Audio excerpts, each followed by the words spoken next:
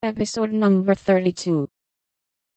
We're not strangers, we're neighbors, and you needn't think you'd be a bother. We want to know you, and I've been trying to do it this ever so long.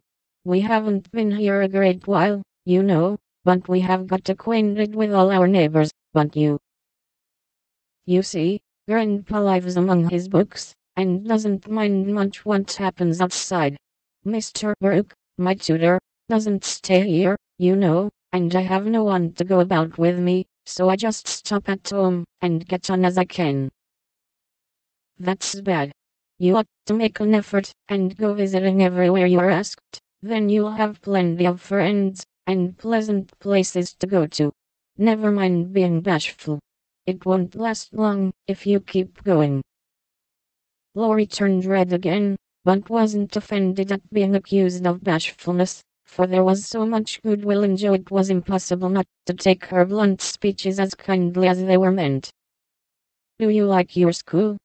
asked the boy, changing the subject, after a little pause, during which he stared at the fire, and Jo looked about her, well pleased. "Don't go to school, I'm a businessman, girl, I mean. I go to wait on my great aunt, and a dear, cross old soul she is, too," answered Jo. Laurie opened his mouth to ask another question, but remembering just in time that it wasn't manners to make too many inquiries into people's affairs, he shut it again, and looked uncomfortable. Jo liked his good breeding, and didn't mind having a laugh at Aunt March, so she gave him a lively description of the fidgety old lady, her fat poodle, the parrot that talked Spanish, and the library where she reveled.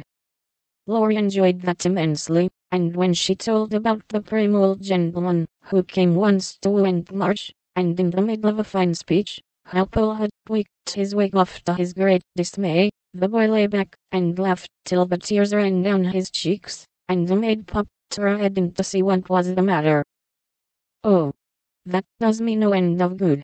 Tell on, please," he said, taking his face out of the sofa cushion, red and shining with merriment.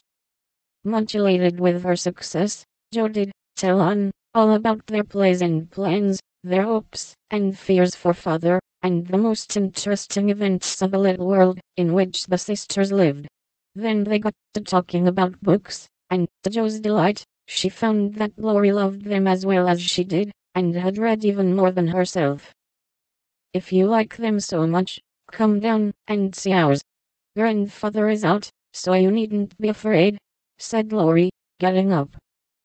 "I'm not afraid of anything," returned Jo, with a toss of the head.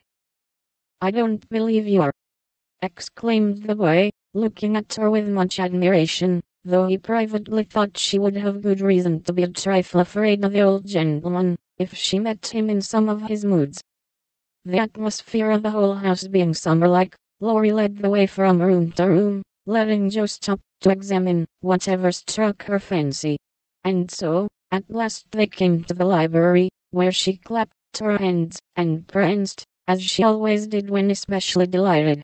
It was lined with books, and there were pictures and statues, and distracting little cabinets full of coins and curiosities, and sleepy hollow chairs, and queer tables, and bronzes, and best of all, a great open fireplace with quaint tiles all around it.